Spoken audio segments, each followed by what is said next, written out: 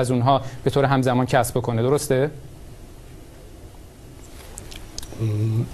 ببینید در جامعه ما در مورد بحث پادشاهی، بازگشت پادشاهی سه دسته هستن.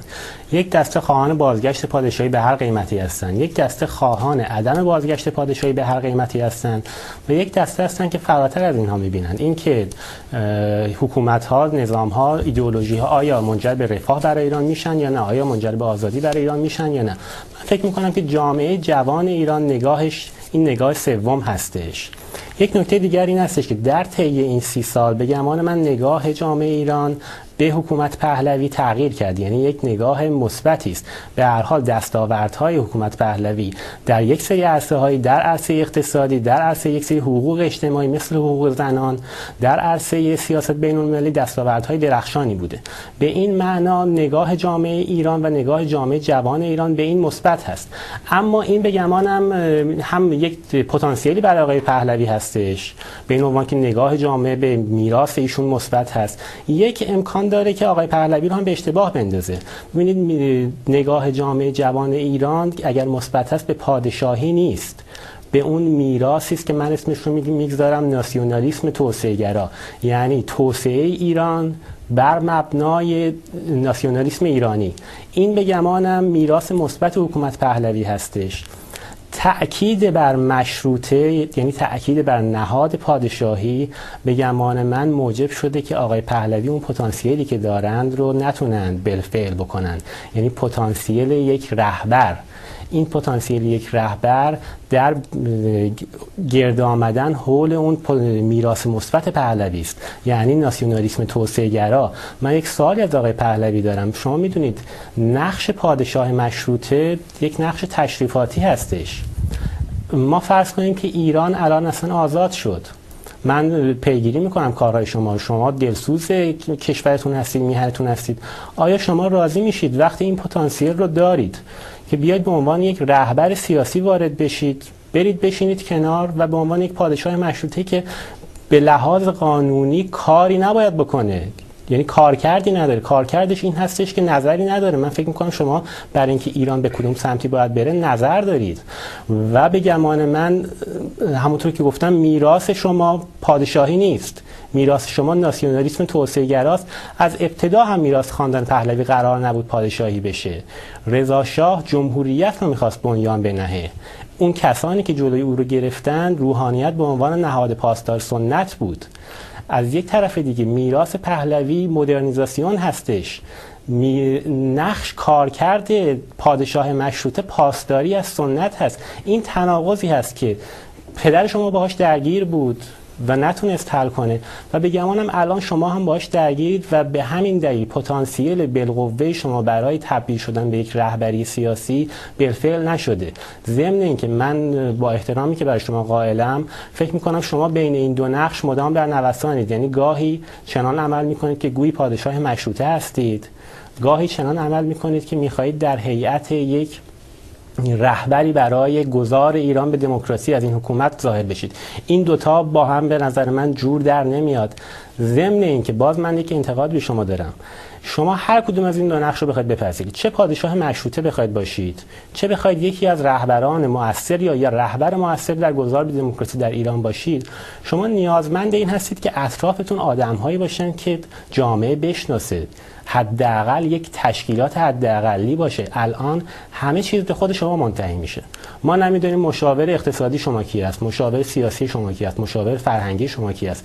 جامعه نیاز داره که برای اینکه به یک رهبری اعتماد بکنه، به یک شخصیت اعتماد بکنه، افراد استخواندار، افراد که بهتون به معتمد رو اطراف او ببینه. ما این رو متاسفانه در اطراف شما نمیبینیم. حالا اگر بحث ادامه پیدا کنه حتما آقای قاسمی نژاد سوال متعددی اجازه بدین که آقای پهلوی پاسختون بشنوه.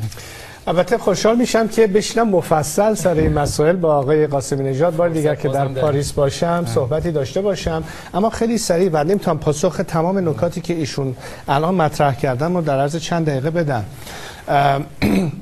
اولا سر مسئله شکل نظام باز من تکرار میکنم، هر فازی فاز خودشه. ما امروز در فاز مبارزه برای آزادی هستیم.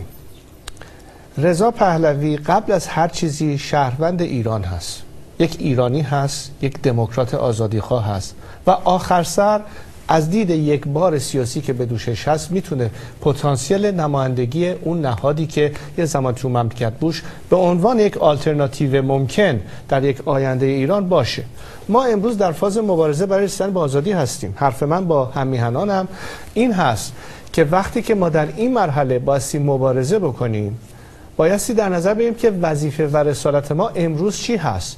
نقش هایی که احتمالاً در آینده افراد میتونن داشته باشن میتونه نقش های متفاوتی باشه، چون موقع با یک شرایط عادی و نرمالیزاسیون جریان سر و کار داریم و بنابراین میشه گفتش که فرض کنید نقش دوگل زمان جنگ جهانی دوم موقع که در تبعید بود و از لندن عمل میکرد خیلی فرق داشت با بعد از اینکه اومد رئیس جمهور شد. بنابراین نقش من هم از این لحاظ امروز خیلی متفاوت با یک نقشی که احتمالاً در آینده ممکنه داشته باشم هست. این یک. دوم، من فکر نمی کنم که شما میتونید به این آسونی اهمیت این که در یک کشور و در یک شرایطی ممکنه که جامعه درک بکنه که چقدر مهمه که یه نفر این وسط نقش سیاسی نداشته باشه، یک نقش فرامسلکی یا فراحزبی داشته باشه و واقعا بتونه یک عامل وحدت باشه، دقیقاً به خاطر این بی‌طرفی، دقیقاً به خاطر که هیچ برنامه خاصی نداره که از یک پلتفرم یا یک طرح یا یک ایدئولوژی خاصی بهره مند باشه. به طور مثال من خاطرم میاد در ابتدای سلطنت پادشاه کنونی اسپانیا درست بعد از دوران فرانکو، و این رو میتونید تحقیق کنید و بپرسید، رئیس حزب کمونیست اسپانیا میگفت که من حتی نمیتونم با همفکران خودم به اون راحتی صحبت کنم که با اون پادشاه مملکت هم میتونم صحبت بکنم. پس یک نقش صرفا تشریفاتی نیست، یک ارزشی رو اضافه میکنه که به نظر من با توجه به شرایط عینی کشورمون در طول تاریخ، یک کشوری که از ابتدای کشور هتروژن بوده به مفهوم ادیان مختلف، تیره‌های مختلف، باورهای مختلف و یک پارچه خودش رو شاید تا حدود زیادی در اون قالب یک وحدت ملی و یک عاملی که تونسته کمک بکنه به حفظ تمامیت ارضی و مملکت تا به حال باشه. حال این باز میگم گزینه‌ای است که مردم میتونن راجبش بحث بکنن و فوایدش رو یا شاید دیگه نیازی بهش نداشته باشن رو بهش برسن. و بعدم مسئله قیاسه. ببینید شما اگر ازتون بپرسم آیا سلطنت سعودی رو ترجیح میدید یا جمهوری فرانسه رو، جوابتون چی خواهد بود؟ من از شما بعد سوال می‌کنم. من نوبت من دیگه. اگر در فرانسه باشم یا در اگر بین سلطنت در عربستان سعودی امروز و جمهوری رو در فرانسه به عنوان مثال میگم در متد بکنید، کدوم رو ترجیح میدید؟ آقای قاسمی نژاد شما کدوم رو ترجیح میدین؟ طبیعتاً جمهوری فرانسه. خب اگر جمهوری قذافی رو در نظر بگیریم یا سلطنت سوئد رو مثلا، کدوم رو ترجیح میدین توش باشه؟ طبیعتاً سلطنت سوئد. پس بنابراین شکل نظام تعیین کننده نیست، محتواش و ماهیتش، درست؟ منتها ایران سوئد نیست. شما در جایگاه خوان کارلوس نیستید. دقیقاً شما اگر فکر میکنید که اشکال از خود مردم و فرهنگشونه، بنابراین هیچ فرق نخواهد کرد شکل نهایی چیه، چون دیکتاتور سازی و بت سازی یک مسئله فرهنگی است، یک مسئله سیاسی. ما باید فرهنگمون رو درست بکنیم و بعد آزادی سیاسی رو بهش میتونیم برسیم و پیاده بکنیم. این کافی نیست فقط حق رأی داشته باشیم. اگه فرهنگش رو نداشته باشیم حق رأی تنها کافی نیست و بنابراین از مسیر باز منحرف میشه، چه در فرم پادشاهیش چه در فرم جمهوریش. پس بیایم به عمق مسئله پی ببریم و برای همینه که من اصلا بحث رو جمهوری و پادشاهی امروز نمیبینم، بلکه بحث رو واقعا قانونمندی، حکومت قانون، به اصطلاح تقسیم قوا و خیلی مسائل دیگر، جامعه مدنی و نقش که درش تمام ساختارهای فرا حکومتی و فرا دولتی باید داشته باشن. اینا درست اون مشاهداتی است اگه قرار باشه از تاریخ عبرتی بگیریم لااقل به اینا باید نگاه کنیم. البته باز میگم آقای قاسمی نژاد بحث مفصلی است و فکر نمی‌کنم که بشه در فاصله کم تمام جوانبش رو امروز پاسخ داد، اما من به این نکته فقط نهایتاً تاکید بکنم. ببینید هدفی که من دارم امروز به عنوان یک ایرانی مبارز نجات کشورم هست به این مفهوم که حق انتخاب آزاد مردم که امروز در اختیارشون نیست مجدداً به مردم برگردونده بشه. و همیشه گفتم و باز میگم تنها هدفی که دارم و خط پایانی تنها وظیفه و رسالتی که امروز برای خودم میبینم رسیدن به آن روزی است که هم‌میهنان بتوانند به شکل آزاد برن پای صندوق‌های رای و سرنوشت خودشون رو اون روز تعیین بکنن. برای این حرکت من مثل هر ایرانی مبارز دیگری باشون همراه هستم، همکاری میکنم برای اینکه به این مهم برسیم. و عبارت ساده تر، اول بریم اون منزل رو به وجود بیاریم و بسازیم، بعد سر موکت و کاغذ دیواریش و رنگش دعوا بکنیم. وقت ما پهلوی کوتاه یه پاسخ 10-15 ثانیه. اگر شورای رهبری باشه شما در کنار آقای موسوی و کروبی حاضری در این شورا شرکت بکنید؟